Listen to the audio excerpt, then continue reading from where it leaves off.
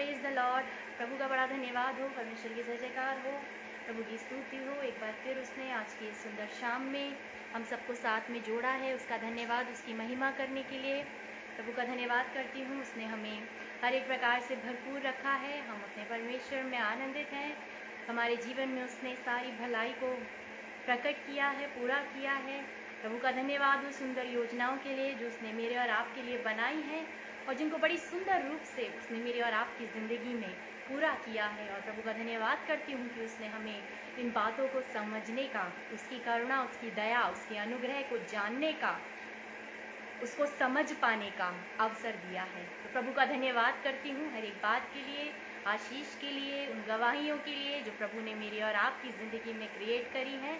परमेश्वर का धन्यवाद हो हर एक बात उसकी मर्जी के अनुसार, उसकी योजना के अनुसार, क्योंकि हम जानते हैं हमारा जीवन हमारे जीवित परमेश्वर के हाथों में है, जो कभी ऊँघता नहीं और कभी सोता नहीं। वो हमेशा जागने वाला, हमेशा एक सा रहने वाला परमेश्वर है।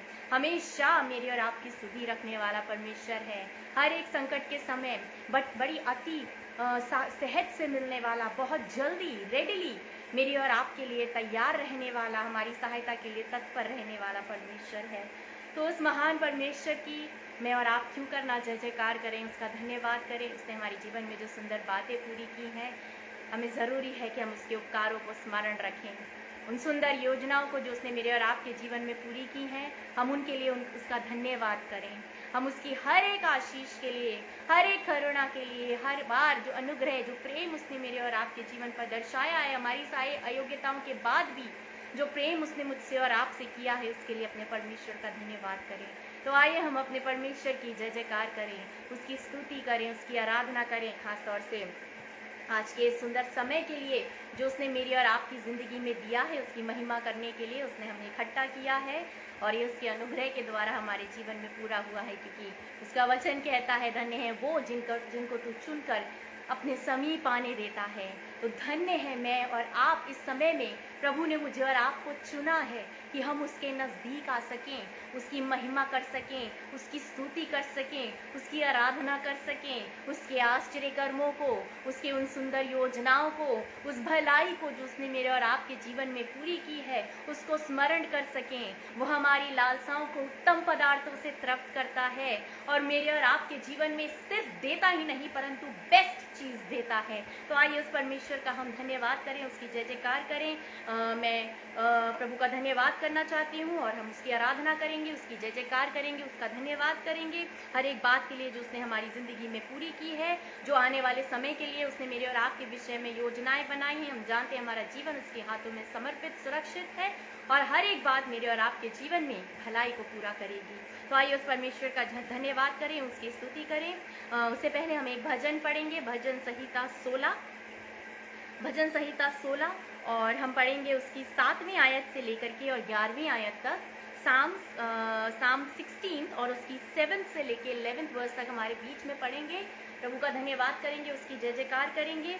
जो समय हमें प्रभु ने दिया है उसमें हम पूरी रीति से सब बातों को पीछे छोड़ते हुए, हर एक चीज़ से अपने आप को अलग करते हुए, हम पूरे मन से, अपने पूरे विचारों से, अपने अंदर जो कुछ है, अपने बाहर जो कुछ है, अपने शरीर के हर एक भाग से इस समय हम अपने परमेश्वर की महिमा करेंगे, उसकी आराधना करेंगे, उसकी स्तुति करेंगे। भजन संहिता 16 और उसकी 7 से लेकर 11 आयत हम पढ़ेंगे और यहाँ पर वचन इस प्रकार से कहता है, मैं यहोवा को धन्य कहता हूँ क्योंकि उसने मुझे सम्मति दी है, वरन मेरा मन भी रात में मुझे शिक्षा देता है। मैंने यहोवा को निरंतर अपने सम्मुख रखा है, इसलिए कि वे मेरे दाहिने हाथ रहता है, मैं कभी ना डगमगाऊंगा। इस कारण मेरा हृदय आनंदित और मेरी आत्मा मगन हुई, मेरा शरीर भी चैन से रहेगा, क्योंकि तू मेरे प्राण को अधोलोक में ना छोड़ेगा, ना अपने पवित्र भक्त को सड़ने देगा। तू मुझे जीवन का रास्ता दिखाएगा, तेरे निकट आनंद की भरपूरी है, तेरे दाहिने हाथ में सुख सर्वदा बना रहता है। प्रभु का धन्यवाद उस सुंदर वचन के लिए। परमेश्वर का वचन है, प्रभु की महिमा हो।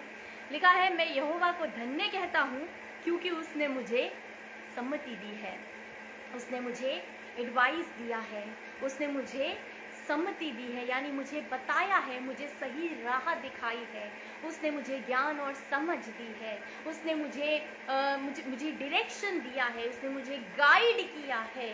मैं इसलिए उसको धन्य कहता हूँ, उसने मुझे सम्मति दी है। बड़ी सुंदर बात है। परमेश्वर यदि मुझे और आपको, वचन कहता है कि धन्य है वो जो परमेश्वर की आज्ञाओं पे चलते हैं, प्रभु उनको उसी मार्ग पर जिससे वो प्रसन्न होता है चलाएगा। प्रभु उनको उस मार्ग पर चलाएगा जिससे वो प्रसन्न होता है। उन्हें इस बात की चिंता करने की जरूरत नहीं, उन्हें इस बात के लिए परेशान होने की जरूरत नहीं कि वो कैसे बने रहेंगे, वो कैसे स्थिर बने रहेंगे, वो कैसे परमेश्वर को भाने वाले काम करते रहेंगे। हमें क्या करना है? हमें सिर्फ परमेश्वर की आज्ञाओं को मानना है, हमें सिर्फ उससे प्रेम करना है। बाकी काम परमेश्वर, हम पूरी रीति से उस पर विश्वास करना है, संपूर्ण मन से उस पर भरोसा रखना है। वचन कहता है वो तेरे लिए सीधा मार्ग निकालेगा। तो जिस रास्ते पर मुझे चलना है, जो मुझे चाहिए, जो गाइडेंस, जो एडवाइस, जो सामर्थ्य मुझे चाहिए, वो मुझे मेरे परमेश्वर की ओर से मिलेगी। मुझे सिर्फ उसकी आज्ञाओं को मानना है, मुझे सिर्फ पूरी रीति से उस पर भरोसा रखना है, मुझे सिर्फ जो उसने कहा है वो करना है, उससे डिगना नहीं है, उससे हटना नहीं है। बाकी काम मेरा परमेश्वर पूरा करेगा। लिखा है क्योंकि उसने मुझे सम्मति दी है, वरन मेरा मन भी रात में मुझे शिक्षा देता है। मेरा मन भी मेरे परमेश्वर की उन उपकारों को, मेरी उन बातों को, उस ज्ञान की बातों को, उन गहराइयों को मेरा मन भी मुझे शिक्षा देता है। क्योंकि मेरा मन परमेश्वर में स्थिर है, क्योंकि मेरा मन परमेश्वर से जुड़ा हुआ है, क्योंकि मेरा मन परमेश्वर से सम्मति पाता है, इसलिए मेरा मन मुझे रात को शिक्षा देता है, मुझे बताता है, मुझे गाइड करता है। मैंने यहोवा को निरंतर अपने सम्मुख रखा है, इसलिए कि वे मेरे दाहिने हाथ रहता है, मैं कभी ना डगमगाऊंगा। इसीलिए कि वे मेरे दाहिने हाथ रहता है, मैं कभी नहीं डगमगाऊंगा। मैंने यहोवा को अपने सम्मुख रखा है, और क्योंकि वो मेरे दाहिने हाथ रहता है, इसलिए मैं कभी नहीं डगमगाऊंगा। परमेश्वर का वचन भजन संहिता 121 में कहता है, 121, यहोवा तेरा रक्षक है। 5 आयत में यहोवा तेरा रक्षक है, वो तेरी दाहिनी ओर तेरी आड़ है, वो मेरी दाहिनी ओर मेरा प्रोटेक्शन है। क्योंकि मेरा यहोवा मेरी दाहिनी ओर रहता है, इसलिए मैं कभी ना डगमगाऊंगा। क्योंकि उसका दाहिना वो मेरी दाहिनी ओर से मेरी सुरक्षा करता है। उस एरिया में जहाँ मैं सबसे ज्यादा ससेप्टेबल हूँ अटैक के लिए, जहाँ मैं सबसे ज्यादा प्रोन हूँ अटैक के लिए, मैं सबसे ज्यादा खुली हुई हूँ, उस जगह पर मेरा परमेश्वर रहता है। जब जो लोग जो युद्ध करते थे, जो वॉरियर्स जाते थे, उनके दाहिने हाथ में तलवार और लेफ्ट हाथ में ढाल होती थी। तो जो लेफ्ट हाथ होता था, जो लेफ्ट साइड होता था, वो प्रोटेक्शन के लिए तैयार होता था, परंतु राइट साइड पे कोई प्रोटेक्शन नहीं होता था। और इसीलिए परमेश्वर का वचन कहता है कि वो दाहिनी ओर मेरी और आपकी आड़ है, वो दाहिनी ओर से मुझे प्रोटेक्ट करता है। जहाँ मैं सबसे ज्यादा प्रोन हूँ अटैक के लिए, जहाँ सबसे ज्यादा मेरे लिए ससेप्टेबल है अटैक का, मेरा परमेश्वर मेरा रक्षक है। वो मुझे मेरी हर एक कमजोरी में संभालता है और हर एक कमजोरी में स्थिर करता है। और लिखा हुआ है, इसलिए कि वे मेरे दाहिने हाथ रहता है, मैं कभी ना डगमगाऊंगा। इस कारण मेरा हृदय आनंदित और मेरी आत्मा मगन हुई, मेरा शरीर भी चैन से रहेगा। मेरा हर एक बॉडी पार्ट, जो कुछ मुझ में है, वो सब कुछ जो मुझ में है, वो आनंदित रहेगा, वो शांति से रहेगा। कोई व्याकुलता, कोई बेचैनी, कोई चिंता मुझे नहीं है, क्योंकि मेरा परमेश्वर मेरे साथ है, क्योंकि वो मेरी दाहिनी ओर मेरी आड़ है, क्योंकि उसने मुझे सम्मति दी है, क्योंकि उसने मुझे उस मार्ग पर जिस पे मुझे चलना है, मुझे चलाया है, वो मेरी सुरक्षा करता है। इसलिए मेरा जो कुछ मेरे पास है वो सब चैन से रहेगा। कोई चिंता व्याकुलता मेरे जीवन में नहीं होगी, क्योंकि तू मेरे प्राण को अधोलोक में ना छोड़ेगा। तू अपने पवित्र जन को, अपने पवित्र भक्त को ना, अपने पवित्र भक्त को सड़ने देगा। तू मुझे जीवन का रास्ता दिखाएगा, तेरे निकट आनंद की भरपूरी है। बड़ी सुंदर बात है। और मेरे और आपके जीवन में हम हमारे जीवन में बड़ा फॉर्च्यून, हमारे जीवन में परमेश्वर की दया है कि हम उसकी नज़दीकी पाएं। अगर हम उसकी नज़दीकी में बने रहते हैं तो हमारे जीवन में सारी पॉजिटिविटी बनी रहती है। वो आनंद, वो शांति जो हमेशा का है, जो एवरलास्टिंग, हम जानते हैं हमारा प्रभु हमें एवरलास्टिंग चीज़ें देता है। उसने हमें सब कुछ जो दिया है वो कभी ख़त्म नहीं होने वाला, वो हमेशा बरकरार रहने वाला है, वो हमेशा मेरे और आपके साथ रहने वाला है। वो पोजेशंस, वो प्रेशियस पोजेशंस जो मेरे परमेश्वर से मुझे मिले हैं, वो हमेशा के लिए हैं। उसका वचन कहता है कि संसार और उसकी बातें समाप्त होती जाएंगी, परंतु जो परमेश्वर में बना रहता है, जो परमेश्वर की आज्ञा पे चलता है, वो हमेशा बना रहेगा। तो वो हमेशा के लिए चीजों को देने वाला परमेश्वर, वो एवरलास्टिंग प्रॉमिसेस करने वाला परमेश्वर है, एवरलास्टिंग बातें मेरे जीवन में पूरी करने वाला परमेश्वर है, एवरलास्टिंग वस्तुएं मुझे देने वाला परमेश्वर है, जो कभी समाप्त नहीं होंगी, जो कभी खत्म नहीं होंगी। वो चीजें मैंने उससे पाई हैं, और उनमें से एक चीज है वो आनंद जो मुझे उससे मिला है, और वो उसकी निकटता में मुझे मिलता है। उसकी निकटता में आनंद की भरपूरी है। तेरे दाहिने हाथ में सुख सर्वदा बना रहेगा, तेरे दाहिने हाथ में सुख सर्वदा बना रहेगा, हमेशा बना रहेगा। अगर मैं उसकी नजदीकी में रहती हूँ, अगर मैं उसके पास रहती हूँ, अगर मैं उससे कनेक्टेड रहती हूँ, अगर मैं उससे जुड़ी रहती हूँ, तो मेरे जीवन में वो आनंद, हमेशा का आनंद बना रहेगा, क्योंकि उसके दाहिने हाथ में सुख सर्वदा बना रहेगा, क्योंकि उसके निकट आनंद की भरपूरी है। प्रभु का धन्यवाद हो, परमेश्वर का धन्यवाद हो सुंदर समय के लिए जो उसने हमारी जिंदगी में दिया है। हम उसकी आराधना करें, ऊंचे स्वर से उस परमेश्वर की महिमा गाएंगे, उसकी वो नाम को ऊंचा उठाएंगे। वो उपकार जो उसने मेरी और आपकी जिंदगी में किए हैं, उन सारे उपकारों के लिए इस समय हम अपने परमेश्वर का धन्यवाद करेंगे और उस प्रभु परमेश्वर की महिमा करेंगे। थैंक यू जीसस, धन्यवाद राजा।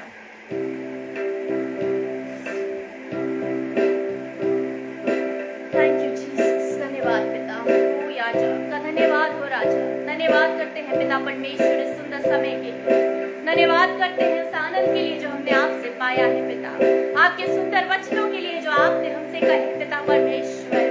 ओ पिता आपका धन्यवाद करते हैं राजा, आपकी महिमा हो, आपकी स्तुति हो, आपकी आराधना हो। पवित्र पवित्र पवित्र परमेश्वर, इस समय के लिए आपका धन्यवाद करते हैं। आपने हमें अपने निकट आने का अवसर दिया, आपकी आराधना करने का अवसर दिया पिता, आपकी महिमा हो। थैंक यू जीसस, धन्यवाद यीशु।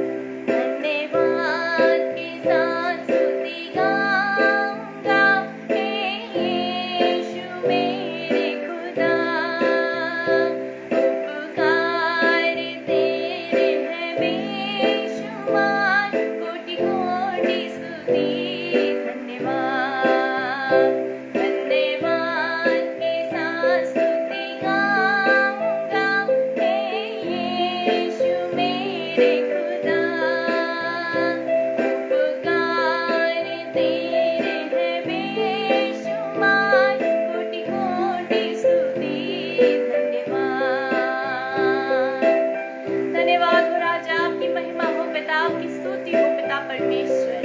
थैंक यू जीसस, धन्यवाद यीशु, धन्यवाद यीशु, धन्यवाद राजा। थैंक यू जीसस, पिता आपकी महिमा हो, धन्यवाद यीशु।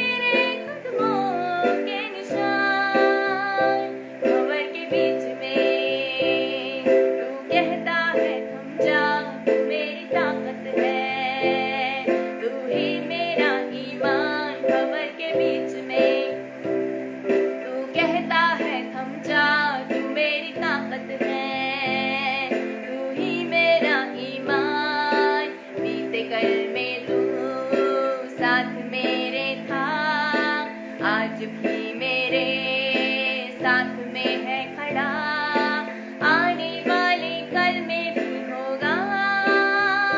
उठते हुए बादलों में तू ही मेरी चट्टान, बढ़ती हुई लहरों में तेरे कदमों के निशान।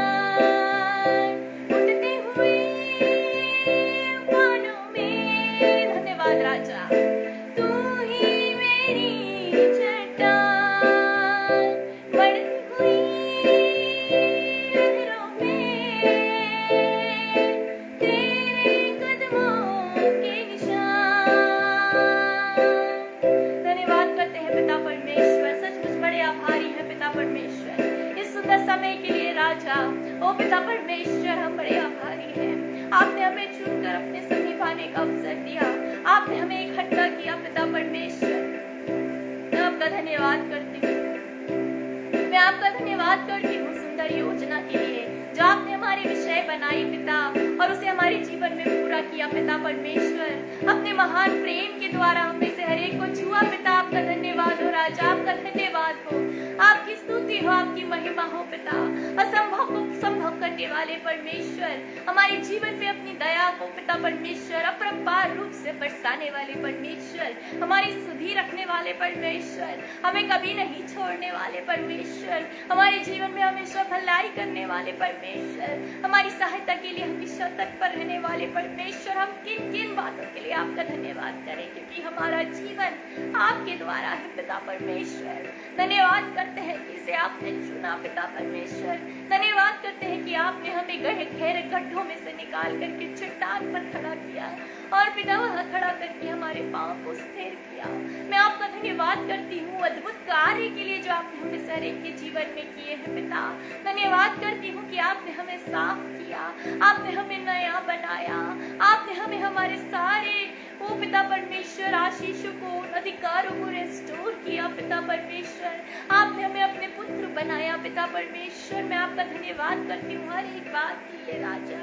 धन्यवाद करती हूँ सुंदर प्रोमिसेस के लिए, ओ वो जो हमारे सबसे प्रेशियस पोजेशंस हैं, जो हमने आपसे पाए हैं पिता परमेश्वर, और जो पिता हमारे हर एक बार पिता परमेश्वर हमारे जीवन के हर एक पड़ाव में, हर एक पल में हमारी सामर्थ, हमारी शक्ति बनकर हमारी सहायता करते हैं।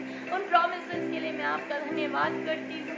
ओ धन्यवाद करती हूँ पिता परमेश्वर हर एक बात के लिए राजा। आपको महिमा मिले, हम इस हर एक जन को पवित्र राजा परमेश्वर आपके हाथों में सौंप देते हैं पिता। हमारे जीवन पर पिता परमेश्वर आपकी अनुग्रह पिता परमेश्वर, आपकी दया इसी प्रकार बनी रहे और बढ़ती जाए पिता परमेश्वर। आप हमें से हर एक को पिता अपनी योजना के अनुसार पिता यूज कीजिए। ओ पिता परमेश्वर हमें आदर के पात्र बनाइए। हम चाहते हैं आपके लिए काम, आपके काम आना पिता, आपके लिए इस्तेमाल होना, हमें यूज कीजिए पिता परमेश्वर। हर एक बात जो हमें पिता परमेश्वर हमारी शुद्धता को, हमारी पिता परमेश्वर उस पिता परमेश्वर क्लेंस पिता परमेश्वर साफ होने को बिगाड़ती है पिता परमेश्वर, उसको हमारे जीवन से दूर कीजिए। ओ पिता जो हमें पिता परमेश्वर आपसे अलग करती है, उसको हमारे जीवन से निकाल दीजिए पिता। हम आपके नजदीक रहना चाहते हैं, आपकी आशीषों को अपने जीवन में भरपूरी से पिता परमेश्वर पाकर उनमें जीना चाहते हैं और संसार में आपके विषय में बताना चाहते हैं, आपकी महिमा करना चाहते हैं राजा। आप हमारी सहायता करें, हर एक जन को आपके पवित्र हाथों में सौंप देती हूँ। आप हमें कंट्रोल करें, जिस मार्ग से आप प्रसन्न होते हैं उस पर हमें चलाएं पिता परमेश्वर। हमारा मार्गदर्शन करें, हर एक रोकने वाली वस्तु, उलझाने वाली बात को दूर करके पिता परमेश्वर हमारी सहायता करें। हमें अपनी सामर्थ्य दें पिता, कि हम पिता परमेश्वर अपनी उस दौड़ में दौड़ते रहे पिता, और आपसे इनाम पाने के योग्य बन सके पिता परमेश्वर। हर एक जन को आपके पवित्र हाथों में सौंपती हूँ पिता। हर एक कमी, कष्ट, तकलीफ राजा, हर एक बीमारी, हर एक घटी, यीशु मसीह आपके पवित्र नाम से यीशु दूर हो जाए पिता परमेश्वर। आप हर एक के जीवन को छू लीजिए पिता परमेश्वर। आप हर एक को अपनी आशीषों से भर दीजिए। हर एक ज़बान पिता आपकी महिमा गाने वाली हो राजा। आपको धन्यवाद देती हूँ कि वचन पर आपकी आशीष हमारी ज़िंदगी में राजा आप अपनी योजना को रिवील कीजिए और अपनी योजना के अनुसार हमें चलाइए, हमारा मार्गदर्शन कीजिए अपने वचन के द्वारा पिता, ताकि पिता परमेश्वर हमें से हर एक जन उस मार्ग पर स्थिर बना रहे और आगे बढ़कर पिता हर एक दिन प्रोग्रेस करने वाला हो पिता। ओ उस पदार्थ को पकड़ने के लिए हम सब दौड़ने वाले हो पिता, अपनी रेस को, अपनी दौड़ को पिता भली भांति रूप से, सुंदर रूप से पूरा करने वाले हो पिता। ओ पिता हमारी सहायता कीजिए, हर एक को आपके पवित्र हाथों में सौंपते हुए प्रार्थना को आपके प्यारे बेटे खुदा यीशु मसीह के नाम से होकर मांगती हूँ, आमीन। परमेश्वर का बड़ा धन्यवाद हो सुंदर समय के लिए। प्रभु ने हम सबको जोड़ा उसकी महिमा गाने के लिए, उसकी स्तुति करने के लिए, उस पवित्र परमेश्वर का धन्यवाद करने के लिए। तो प्रभु का धन्यवाद करती हूँ क्योंकि उसने हमारे जीवन में समय दिया है, इसकी बड़ी भारी करुणा, बड़ी भारी अनुग्रह में, और आप अपने जीवन में हर पल में देखते हैं, और इसलिए हर पल में हमें उसका धन्यवाद करना है, उसकी स्तुति करनी है, उसकी आराधना करना है, क्योंकि जैसा वचन कहता है वही तो हमारी सारी इच्छाओं को पूरा करता है, वही तो हमारे मनोरथों को पूरा करता है। मेरे और आपके जीवन में अनगिनत रीजंस देता है उसकी महिमा करने के लिए। परमेश्वर का धन्यवाद करती हूँ। मेरे और आपके जीवन के लिए ज़रूरी है कि हम हर पल अपने आप को जांचें, अपने आप को देखें और हर एक कमी को दूर करने का, हर एक कमी को ओवरकम करने का, उस पर जय पाने की मैं और आप परमेश्वर की सामर्थ्य के द्वारा उस पर जय पाएँ, क्योंकि प्रभु ने हमें जयवंत जीवन जीने के लिए बुलाया है। अगर उसने हमें बुलाया है तो हम जयवंत हैं, हम इस बात को याद रखें। तो कोई भी परिस्थिति, कोई भी सर्कमस्टेंस, संसार का कोई भी व्यक्ति, संसार की कोई भी बात मेरे ऊपर जयवंत नहीं हो सकती, क्योंकि मैं ऑलरेडी उसके ऊपर जयवंत हूँ अपने प्रभु यीशु मसीह में। उसने मुझे ऑलरेडी जयवंत बनाया है। तो जब मैं ऑलरेडी किसी चीज़ पे जयवंत हूँ तो वो मेरे ऊपर कैसे जयवंत हो सकती है। परंतु जब मैं अपने परमेश्वर को से दूर हो जाती हूँ या मैं इससे अलग हो जाती हूँ, तब ये चीज़ें मेरे ऊपर हावी होने लगती हैं। जिस घड़ी मैं वापस अपने प्रभु से जुड़ जाती हूँ, जब मैं उससे सामर्थ्य मांगती हूँ, तो मेरे जीवन में सब कुछ मेरे अधीन हो जाता है, मेरे नीचे हो जाता है। मैं उस पर जयवंत हूँ। प्रभु ने मुझे अधिकार दिया, हम इसका प्रयोग करें और अपने परमेश्वर के नाम से हर एक बात पे जयवंत हों। हम उस जय को इंजॉय करें, हमें याद रखें कि हम जयवंत हैं और इसलिए हमें कोई डर नहीं, कोई चिंता नहीं। परमेश्वर का वचन कहता है कि जो व्यक्ति परमेश्वर के आज्ञाओं से प्रसन्न रहता है, जो वचन से प्रसन्न, जो उसके आज्ञाओं में प्रसन्न रहता है, वो बुरे समाचार से नहीं डरता, क्योंकि उसका हृदय प्रभु में संभला हुआ है। उसका मन जो है वो प्रभु से कनेक्टेड है। वो जानता है कि परमेश्वर उसके साथ है, और इसलिए कितना भी बुरा समाचार हो, कितनी भी नेगेटिविटी हो, कितनी भी नेगेटिव न्यूज़ हो, वो व्यक्ति नहीं डरता। तो मुझे अपने आप को देखना है, जांचना है हर पल में। और आज का वचन जो है वो फिलिपियों उसका 2 अध्याय और 2 अध्याय में 25 से लेके और 30वीं आयत तक अगर हम पढ़ते हैं तो वहाँ पर एक व्यक्ति का जिक्र है। पौलुस का खत है फिलिपियों पत्री के नाम, और वो व्यक्ति के बारे में जिक्र कर रहे हैं। और इस व्यक्ति के अंदर कुछ खासियत है जो मैं और आप अपने जीवन में देखेंगे कि क्या ये बातें हमारे अंदर हैं, क्योंकि ये एक विश्वासी की, एक बॉर्न अगेन व्यक्ति की, एक नए जन्मे हुए व्यक्ति के अंदर होना अति आवश्यक है। अगर हम नए जन्मे हैं, अगर यीशु मसीह में हम एक नई सृष्टि हैं, तो ये सारी बातें मेरे और आपके जीवन में होनी अनिवार्य हैं, बहुत ज़रूरी हैं। तो मैं और आप अपने जीवन में जांचें, देखें कि क्या ये बातें मेरी और आपकी ज़िंदगी का हिस्सा है, क्या ये हमारी पर्सनालिटी का हिस्सा है, क्या हमारे विषय में कोई इन बातों को कह सकता है। क्या हम कहीं जाते हैं तो हम इसी प्रकार से लोगों के लिए आशीष बनते हैं, इसी प्रकार से जब लोग मुझे आता हुआ देखते हैं, जब लोगों को पता चलता है कि मैं कहीं आने वाली हूँ, कहीं जाने वाली हूँ, तो क्या वो आशीषित होते हैं,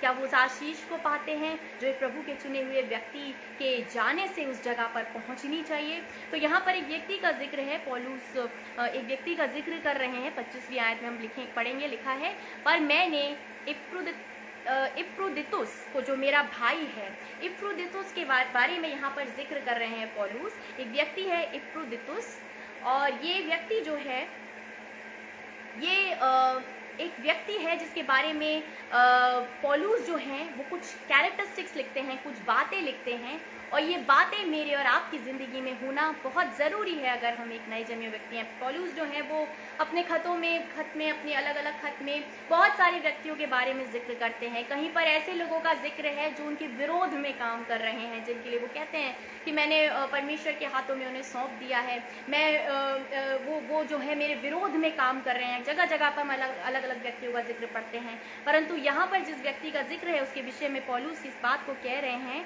पर मैंने इपफ्रुदीतुस जो मेरा भाई है और सहकर्मी और संगी योद्धा और तुम्हारा दूत और आवश्यक बातों में मेरी सहवा टहल करने वाला है, तुम्हारे पास भेजना आवश्यक समझा। तो यहाँ पर कुछ बातें लिखी हुई हैं। पहली बात जो इस व्यक्ति के बारे में लिखी है, ज़्यादा इनका जिक्र नहीं है, यहाँ पर एक ही जगह पर इनका बाइबल में जिक्र है, वचन में जिक्र है, हम बहुत ज़्यादा जानते नहीं हैं। अगर हम इनके नाम का मतलब समझें, इपफ्रुदीतुस का जो मतलब है वो जो ग्रीक यूनानी एक नाम है, एक ग्रीक नाम है, और ये व्यक्ति का जो नाम का जो मतलब है, उसका जो सीधा साधा जो इजी मतलब है वो उसका मतलब है लवली या चार्मिंग, एक प्रेम करने वाला व्यक्ति, एक चार्मिंग व्यक्ति, एक प्लीज करने वाली पर्सनालिटी, उनके नाम का मतलब है। और जब हम इस वचन को पढ़ेंगे आगे हम देखेंगे तो हम देखेंगे कि ये व्यक्ति अपने नाम के अनुसार है, जैसा इनका नाम है वैसा ही उनकी जो काम है, उनकी जो पर्सनालिटी है, उनकी जो कैरेक्टरिस्टिक्स हैं वो उनके नाम से मैचिंग है। लिखा है जो मेरा भाई, पहली चीज जो मेरा भाई, वो एक इस व्यक्ति के बारे में पौलुस कह रहे हैं कि वो मेरा भाई है। पहली चीज, ये एक बैलेंस्ड व्यक्ति है। मेरे और आपके मसीही जीवन में बैलेंस्ड होना बहुत ज़रूरी है। एक क्रिश्चियन के लिए, एक मसीही व्यक्ति के लिए बैलेंस्ड होना बहुत ज़रूरी है। हमारे जीवन में हर एक बात जो परमेश्वर से जुड़ी हुई है वो इक्वल रूप से होनी चाहिए। हमारे जीवन में हर एक बात का स्थान होना चाहिए। एक बात के बारे में सोचकर हम दूसरी चीज़ को भूल नहीं सकते। हमें हर एक बात के लिए बैलेंस्ड होना ज़रूरी है। इस व्यक्ति के बारे में लिखा है जो मेरा भाई, यानी इनके अंदर वो ब्रेदरन लव, वो भाईचारे की प्रीति जिसके बारे में हम वचन में जगह जगह पढ़ते हैं, वो एक कैरेक्टरिस्टिक इस व्यक्ति के अंदर है। पौलुस कह रहे हैं वो मेरा भाई है, वो मेरा ब्रेदरन है, वो परमेश्वर में मेरे साथ रहता है, वो प्रभु में मेरे साथ रहता है। वो भाईचारे की प्रीति उनके बीच में हम पाते हैं, जिसके बारे में अगर हम पढ़ेंगे पहला यूहन्ना 2:10 तो वहां पर लिखा है जो कोई अपने भाई से प्रेम रखता है वे ज्योति में रहता है और ठोकर नहीं खा सकता।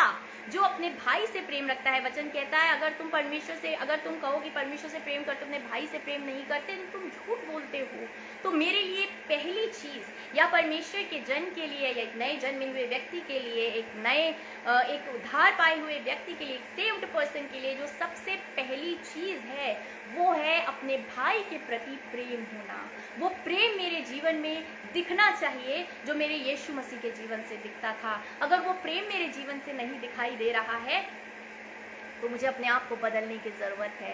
वो प्रेम मेरी पर्सनालिटी का हिस्सा होना अति आवश्यक है। अगर वो प्रेम मेरे अंदर नहीं है, एक व्यक्ति जो परमेश्वर की इच्छा पर चलता है और एक व्यक्ति जो परमेश्वर की इच्छा पर नहीं चलता है, उनके बीच में डिफरेंस यही है कि जो व्यक्ति प्रभु की इच्छा पर चलता है वो प्रेम करता है, और जो व्यक्ति जो परमेश्वर की इच्छा पर नहीं चलता वो अपने बारे में सोचता है, वो दूसरों के बारे में सोचता है। जो प्रभु की इच्छा पर चलता है वो दूसरे की भलाई को, दूसरे के हित को अपने से पहले रखता है, और जो प्रभु की इच्छा पर नहीं चलता वो व्यक्ति सिर्फ सेल्फ फोकस्ड होता है, सिर्फ अपने विषय में सोचता है, सिर्फ अपनी बातों को सही ठहराना चाहता है, वो अपने मन की अनर्थ रीति पर चलता है। वचन कहता है कि परमेश्वर ने उनको उनके हट पे छोड़ दिया कि वो अपने मन के अनुसार काम करें। रोमियो 1 में तो वो अपने मन की अनर्थ रीति पर चलते हैं, वो परमेश्वर को पहचानना नहीं चाहते, वो जो गलत काम करते हैं, अपनी लज्जा की बातों पर घमंड करते हैं। वो व्यक्ति जो प्रभु से दूर है, जो संसार से जुड़ा हुआ है, उसके अंदर वो प्रेम नहीं है। वो अपने बारे में पहले सोचता है, दूसरे के बारे में बाद में सोचता है। परंतु जो व्यक्ति परमेश्वर से जुड़ा हुआ है वो दूसरे के बारे में पहले सोचता है, अपने बारे में बाद में सोचता है। वचन कहता है हर कोई अपने ही हित की नहीं परंतु दूसरे की हित की चिंता करे।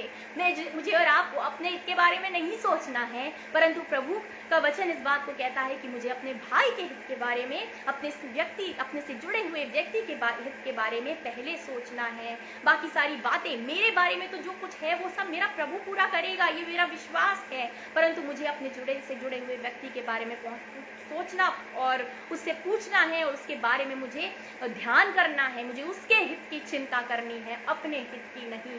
तो यहाँ पर हम जो पहली चीज इस भाई के अंदर देखते हैं वो ये है, पौलुस कहते हैं जो मेरा भाई है, वो ब्रदरली अफेक्शन, वो भाईचारे की प्रीति, वो प्रेम जो भाइयों के बीच में होना चाहिए, वो इस व्यक्ति के अंदर पाया जाता है। और लिखा हुआ है और सहकर्मी, को वर्कर, पॉलुस जो वर्ड उनके लिए यूज कर रहे हैं वो सहकर्मी है, को वर्कर यानी बर्डन शेयर करने वाला, जो भार है उसको साथ में उठाने वाला, जो काम करने हैं उनको साथ में पूरा करने वाला, चूकने वाला नहीं। जहाँ पे काम आता है या जहाँ पे सर्विस आती है या जहाँ पे कार्यों को पूरा करना है वहां से हट जाने वाला, वहां से भाग जाने वाला नहीं, परंतु सहकर्मी है, साथ में काम करने वाला, साथ में बर्डन उठाने वाला। वचन कहता है गलातियों 6 अध्याय उसकी 2 आयत में, तुम एक दूसरे का भार उठाओ और इस प्रकार से क्या करो, मसीह की व्यवस्था को पूरा करो। तुम एक दूसरे का भार उठाओ और इस प्रकार से मसीह की व्यवस्था को पूरा करो। मुझे और आपको एक दूसरे का भार उठाना है, एक दूसरे के बर्डन्स को शेयर करना है। मैं जहाँ जाती हूँ वहाँ पे कोई बर्डन नहीं होना चाहिए लोगों के पास, क्योंकि मैं उसका भार उठाती। जिस प्रकार से मेरे और आपके यीशु मसीह ने मुझसे कहा कि मेरे पास आओ, मैं तुम्हें विश्राम दूंगा, मेरा जुआ ले लो क्योंकि मेरा जुआ सहज और हल्का है। वो मेरा और आपका बर्डन शेयर करने के लिए तैयार है। तो मुझे और आपको भी अपने भाइयों का बर्डन शेयर करना है। जो भी बातें हैं, जो भी चीज़ें हैं, मुझे वो शांति जो मुझे मेरे परमेश्वर से मिली है उन लोगों तक पहुंचानी है।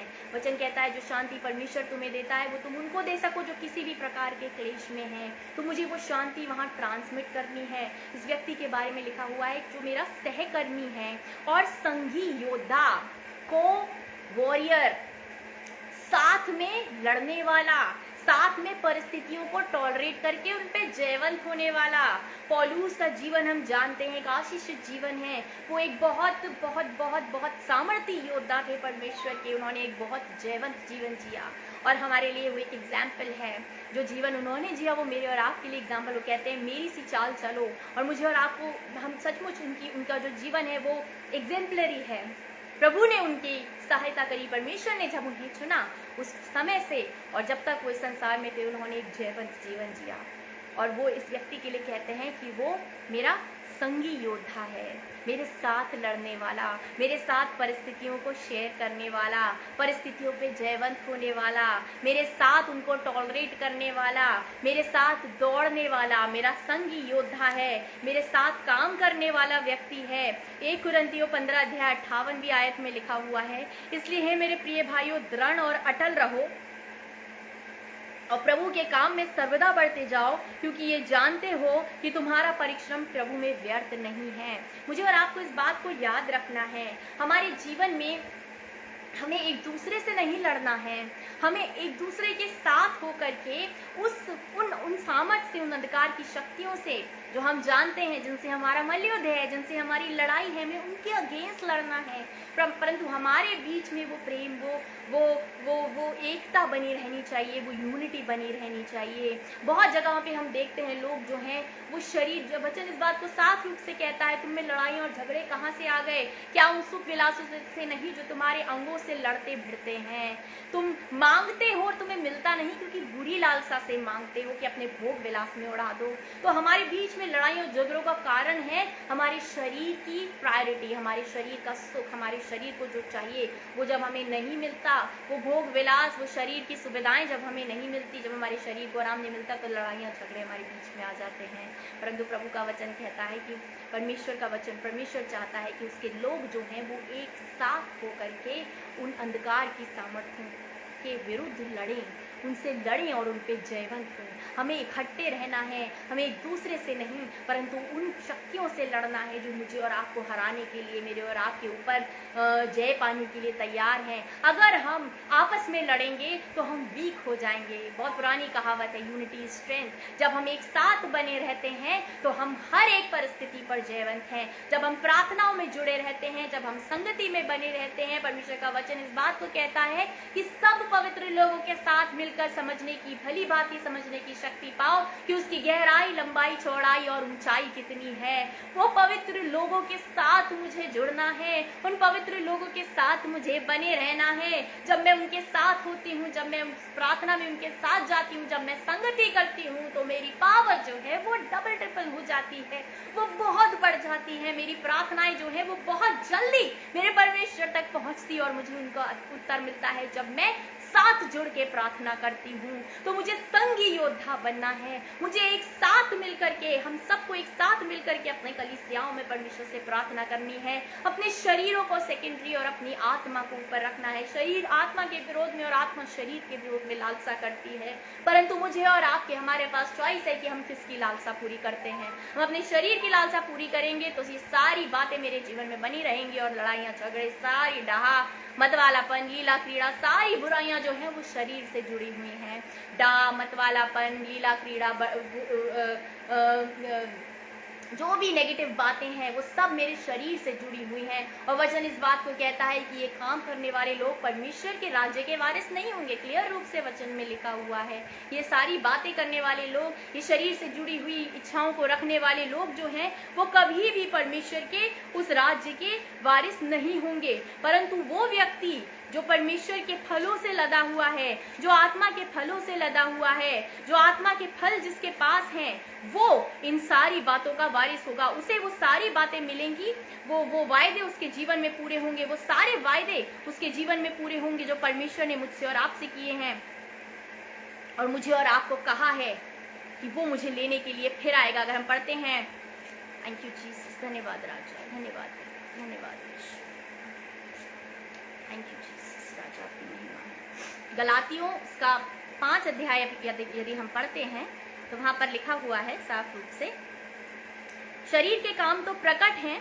19वीं आयत, 5 अध्याय उसकी 19वीं आयत में, शरीर के काम तो प्रकट हैं, अर्थात व्यभिचार, गंदे काम, लुचपन, मूर्ति पूजा, टोना, बैर, झगड़ा, ईर्ष्या, क्रोध, विरोध, फूट, विधर्म, ये सारी जो हैं वो शरीर से जुड़े हुए एक्टिविटीज हैं, शरीर से जुड़ी हुए फीलिंग्स हैं। डाह, मतवालापन, लीला क्रीड़ा और इनके जैसे और काम है और लिखा है। और इनके विषय में मैं तुमसे पहले से कह देता हूँ, जैसा पहले कह भी चुका हूँ, कि ऐसे ऐसे काम करने वाले परमेश्वर के राज्य के वारिस ना होंगे।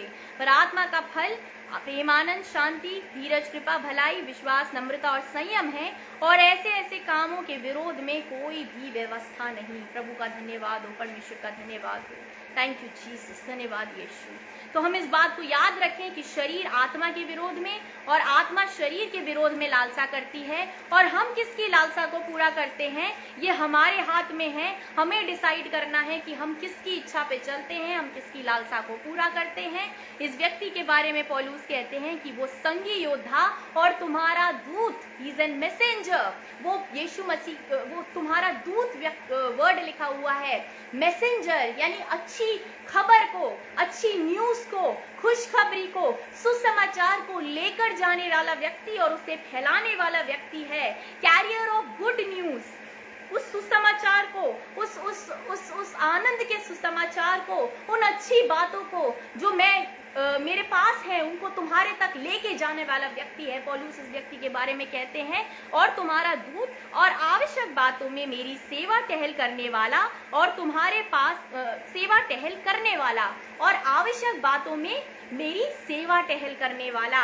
अब यहाँ पर वो हम्बलनेस, वो सेवा टहल करने वाला व्यक्ति, वो सर्वेंट, वो प्रभु का दास, वो हम्बलनेस, वो काइंड हार्टेडनेस, वो डेडिकेशन, वो ओबीडियंस, हम सारी बातें एक वर्ड में पा लेते हैं, सेवा टहल करने वाला। सेवा टहल करने वाला व्यक्ति जो है वो ओबीडियंट भी होगा, वो काइंड हार्टेड भी होगा, वो हम्बल भी होगा, वो डेडिकेटेड भी होगा। पौलुस इसके बारे में कह रहे हैं, इस भाई के बारे में कह रहे हैं कि वो आवश्यक बातों में मेरी सेवा टहल करने वाला व्यक्ति है। और एक और सुंदर बात जो हम इनके विषय में देखते हैं, क्योंकि उसका मन तुम सब में लगा हुआ था, इस कारण वे व्याकुल रहता था, क्योंकि तुमने उसकी बीमारी का हाल सुना था। उसका मन कहाँ लगा हुआ था? उसका मन तुम सब में लगा हुआ था। उसका मन लोग, उस कलीसिया में लगा हुआ है, लोगों में लगा हुआ है। उसका मन, यहाँ पे लिखा हुआ है कि वो बीमार है, क्योंकि तुमने उसकी बीमारी का हाल सुना था। ये व्यक्ति जो है वो बीमार है, ये व्यक्ति जो है वो शारीरिक रूप से बहुत स्ट्रांग नहीं है, शारीरिक रूप से थके हुए हैं, बीमार हैं, अच्छे नहीं हैं, स्वस्थ नहीं हैं, लेकिन फिर भी इनका मन कहाँ लगा हुआ है? प्रभु के लोगों में लगा हुआ है, प्रभु में लगा हुआ है, प्रभु से जुड़ा हुआ है। परमेश्वर का धन्यवाद हो। मेरे और आपके जीवन में परमेश्वर यही कैरेक्टरिस्टिक्स चाहते हैं। वो व्यक्ति जो एक नया जन्मा हुआ व्यक्ति है, उसके जीवन में प्रभु चाहता है कि ये सारी कैरेक्टरिस्टिक्स हों, ये सारी बातें हों। वो सहकर्मी है, साथ काम करने वाला, बर्डन शेयर करने वाला, कलीसियाओं का भार उठाने वाला, लोगों का भार उठाने वाला, किसी व्यक्ति की कोई भी चिंता उससे बैठकर बात करके उसको दूर करने वाला व्यक्ति है। आइसोलेट रहने वाला व्यक्ति नहीं है, अपने आप को अलग रखने वाला व्यक्ति नहीं है, परंतु उन लोगों से बातचीत करके, जो भी लोग कलीसिया में उनसे बातचीत करके उनके भार को शेयर करने वाला व्यक्ति है। वो मेरा भाई है, उसके अंदर वो ब्रदरली अफेक्शन है, उसके अंदर वो भाईचारे की प्रीति है, जो प्रभु चाहता है कि उसके लोग अपने भाइयों से उसकी आज्ञा है कि तुम आपस में वैसा ही प्रेम करना जैसा मैंने तुमसे किया। वो अफेक्शन उसके अंदर है।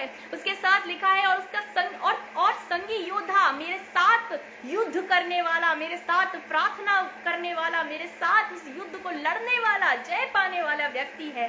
तुम्हारा दूत, उस मैसेज को लेके जाने वाला, उस सुसमाचार को जो मेरे पास है तुम तक पहुंचाने वाला, उन अच्छी बातों को, उन एनकरेजिंग वर्ड्स को, उन ऊंचा उठाने वाले, उन फिर से रेस्टोर करने वाली शब्दों को, उन बातों को तुम तक पहुंचाने वाला तुम्हारा दूत वो व्यक्ति है। और इसके साथ सेवा टहल करने वाला, आवश्यक बातों में सेवा टहल करने वाला व्यक्ति है। 30वीं आयत में अगर हम पढ़ेंगे तो लिखा है, क्योंकि वे मसीह के काम के लिए अपने प्राणों पर जोखिम उठाकर मृत्यु के निकट आ गया था, ताकि जो घटी तुम्हारी ओर से मेरी सेवा में हुई उसे पूरा करे। क्या सुंदर जीवन है, क्या प्यारा जीवन है। अपनी चिंता नहीं है, अपनी भलाई की नहीं, परंतु दूसरे की भलाई की चिंता है, कलीसिया की भलाई की चिंता है, लोगों की भलाई की चिंता है। खुद बीमार है परंतु मन जो है वो कलीसिया में, परमेश्वर के लोगों में, परमेश्वर के वचन में लगा हुआ है।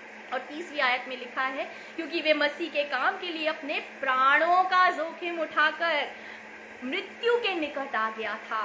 He was ready to sacrifice himself परमेश्वर के लिए। और प्रभु ऐसा ही जीवन चाहता है।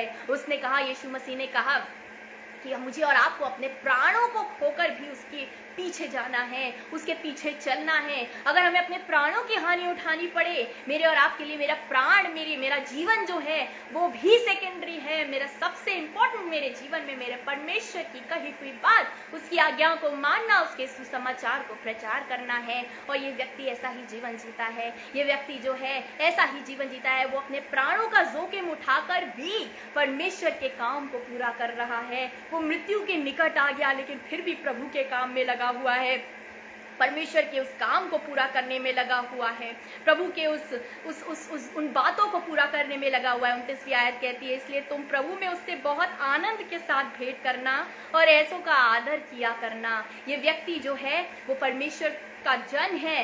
ये व्यक्ति जो है वो हर एक प्रकार से रिस्पेक्टेबल है, ये आदर पाने के योग्य है। ये आनंद के साथ इसके साथ भेंट करना और इसका सत्कार करना, इसका आदर किया करना, ऐसे लोगों का आदर किया करना। ऐसे लोग जो हैं वो आदर के योग्य हैं, ऐसे लोग जो हैं वो आदर पाने के योग्य हैं। परमेश्वर की दृष्टि में, मनुष्य की दृष्टि में प्रभु उनको आदर दिलाता है। जब हम परफेक्ट बने रहते हैं, जब हम प्रभु के लिए अपना सब कुछ छोड़ देते हैं, जब हम प्रभु के लिए अपना सब कुछ सेकेंडरी कर देते हैं, तो प्रभु मुझे शिरोमणि करता है, परमेश्वर मुझे ऊंचे स्थानों पे लेके जाता है, प्रभु मुझे ऊपर पहुंचाता है। मैं अपने आप को कब महिमा दूं ना दूं, मेरा परमेश्वर मुझे महिमा दिलाता है। ये प्रभु मेरे और आपके जीवन में करने वाला है। और जब वो करता है तो कोई मनुष्य रोक नहीं सकता, कोई मनुष्य उसमें बाधा नहीं डाल सकता। चाहकर भी लोग जो हैं वो मेरी हानि नहीं कर पाएंगे, क्योंकि मेरे परमेश्वर ने मुझे उठाया है। मेरा जीवन जो है वो मेरे परमेश्वर की गवाही है। वो मेरे जीवन से किस प्रकार से काम ले रहा है वो मेरे परमेश्वर की गवाही है। लोग मेरे विषय में कुछ भी कहें, फर्क नहीं पड़ता, मेरा प्रभु मुझे ऊंचा उठाएगा। अगर मैं उससे जुड़ी हुई हूँ, अगर मैं उसके प्रति कमिटेड हूँ, अगर मेरा मन मुझे दोष ना दे, तो मुझे उसके सामने, वचन कहता है, मुझे उसके सामने याव होता है और जो कुछ मैं उससे मांगती हूँ मुझे उससे मिलता है। अगर मेरा मन मुझे दोष ना दे, अगर मैं अपने मन से निर्दोष हूँ, अगर मैं पूरी रीति से प्रभु से जुड़ी हूँ, तो मेरा परमेश्वर मुझे शिरोमणि करने वाला है। ऐसे लोगों को जो प्रभु के लिए जीते हैं, जो प्रभु के लिए रहना चाहते हैं, जो संसार में रहकर भी परमेश्वर को सबसे ऊपर रखते हैं, प्रभु उन्हें आदर दिलाता है। परमेश्वर का धन्यवाद हो। प्रभु चाहता है हम भी ऐसा ही जीवन जिए, हम अपने जीवन को जांचें कि इनमें से कौन सी बातें मेरे और आपके जीवन का हिस्सा हैं और कौन सी नहीं है। अगर जो कुछ बातें इसमें ऐसी हैं जो हमारे जीवन का हिस्सा नहीं है, अगर हम अपने आप को इस बात में जांच कर कोई भी कमी पाते हैं, तो वो प्रभु की ओर से मेरे और आपके जीवन में एक अवसर है। देयर इज टाइम, अभी समय है कि हम उस कमी को ओवरकम करें। मेरा परमेश्वर मेरी सहायता करेगा। उस सहायता करने वाला परमेश्वर है, वो मेरी आपकी कमजोरियों को जानने वाला परमेश्वर है। उसका वचन कहता है हमारा ऐसा महायाजक नहीं जो हमारी निर्बलताओं में हमारे साथ दुखी ना हो सके, परंतु वो तो सब बातों में हमारे समान परखा गया और निष्पाप निकला। तो मेरा और आपका प्रभु मेरी सहायता करने वाला परमेश्वर है। वो हर एक परिस्थिति को समझने वाला परमेश्वर। हम अपनी कमजोरियों को उसके सामने खोल दें और वो अपनी सामर्थ के द्वारा मेरी कमजोरी पे मुझे जय दिलाने वाला परमेश्वर है। प्रभु का धन्यवाद हो। जो भी कमी प्रभु के द्वारा मुझे इस वचन में अपने जीवन में दिखी है, प्रभु होने दे कि मैं लग जाऊं, मैं चूकूं ना, मैं ढीली ना पड़ूं, मैं लगी रहूं, कोशिश करती रहूं। मेरे अंदर वो उत्साह, वो ज़ील मेरा प्रभु उत्पन्न करे कि मैं उस कमी को ओवरकम करे बिना रह ना पाऊं, ताकि मेरे प्रभु को पसंद आने वाली हूं, उसको प्रसन्न करने वाली हूं और उसकी इच्छा के अनुसार चलने वाली हूं। आइए हम प्रार्थना करेंगे। Thank you Jesus. धन्यवाद करते हैं परमेश्वर, महान परमेश्वर, आप महान है पिता, आप आदर और महिमा के योग्य परमेश्वर हैं। हम जितना आपसे मांगते हैं उससे कहीं गुना अधिक आप हमारे जीवन पर उंडेल देते हैं। पिता मैं आपका धन्यवाद करती हूँ। ओ पिता परमेश्वर, हमारी मन की इच्छाओं को आप जानते हैं और उन्हें पूरा करते हैं। आपका वायदा है कि मैं तुम्हारी अंत में तुम्हारी आशा पूरी करूंगा। ओ पिता मैं आपका धन्यवाद करती हूँ सुंदर वचन के लिए जो आपने हमें दिया। पिता ये किसी मनुष्य का नहीं के द्वारा नहीं दिया नहीं, परंतु आपके द्वारा दिया वचन है जो आपने हमारी जिंदगी में दिया है। पिता हमारे जीवन में दिया है, इस समय हमारे बीच में रखा है, हमारे हृदय में भरा है। पिता परमेश्वर कि हम अपने जीवन को जांच के जो कमियां आपने हमें इस वचन के द्वारा दिखाई है उसे पूरा करने में लग जाए। पिता परमेश्वर हमें से हर एक जन के लिए आपकी सामर्थ को मांग लेती हूँ। पिता जो कुछ हमने देखा है, पिता परमेश्वर जो भी कमियां हमने इस वचन के द्वारा अपने जीवन में देखी है, यीशु मसीह आप अपनी सामर्थ से भर दो कि हम उस पर जयवंत हो सकें। पिता हर एक कमजोरी पे जयवंत होके हम संसार में पिता परमेश्वर आपकी महिमा फैलाने वाले हो सके। राजा धन्यवाद आदर महिमा आपको देती हूँ पिता परमेश्वर, क्योंकि आप हर एक प्रकार से इसके योग्य हैं। पिता हर एक जन को आपके पवित्र हाथों में सौंप देती हूँ। पिता परमेश्वर ओ पिता हम आपके वचन के अनुसार चलना चाहते हैं, उन्हें दीजिए कभी इससे ना डिगे। पिता परमेश्वर हर समय आपको भाने वाले हों, हर समय आपसे मार्गदर्शन पाकर वो रास्ते पर जिस पे आपने हमें चलाया है हम दौड़ सके और आपसे ही नाम पा सकें। पिता परमेश्वर हर एक जन को आपके पवित्र हाथों में सौंपती हूँ, इस समय को राजा आपके हाथों में सौंपती हूँ, हमारी जिंदगियों को आपके हाथों में सौंपती हूँ। आपके अधीन हो जाना चाहते हैं पिता और फिर इस संसार का सामना करना चाहते हैं ताकि हम जयवंत हो सकें। राजा धन्यवाद आदर महिमा आपको देते हुए प्रार्थना को आपके प्यारे बेटे खुदा यीशु मसीह के नाम से होकर मांगती हूँ, आमीन। Thank you Jesus. परमेश्वर का धन्यवाद हो। प्रभु हमारी बड़ी सहायता करें, हम में से हर एक को अपनी महिमा के लिए बहुत आयत से यूज़ करें। प्रभु मुझसे और आपसे अपने वचन के द्वारा बातचीत करें, क्योंकि समय कम है और जो समय है वो हमें हर पल का हर सेकंड जो हमें प्रभु की ओर से मिल रहा है वो एक अवसर है कि हम अपने जीवन की हर एक कमी को ओवरकम कर सकें और वो सिद्धता जो मेरा प्रभु मेरे जीवन में देखना चाहता है, जो निष्कलंक, जो बिना झुर्री की कलीसिया वो मुझे बनाना चाहता है, वो बनकर मैं उसके साथ जाने के योग्य बन सकूं। परमेश्वर का धन्यवाद हो। प्रभु हमारी सहायता करे, अपनी सामर्थ से भरे। यीशु मसीह की शांति और आनंद मेरे आपके हृदय विचारों को उसमें सुरक्षित रखे। जय मसीह।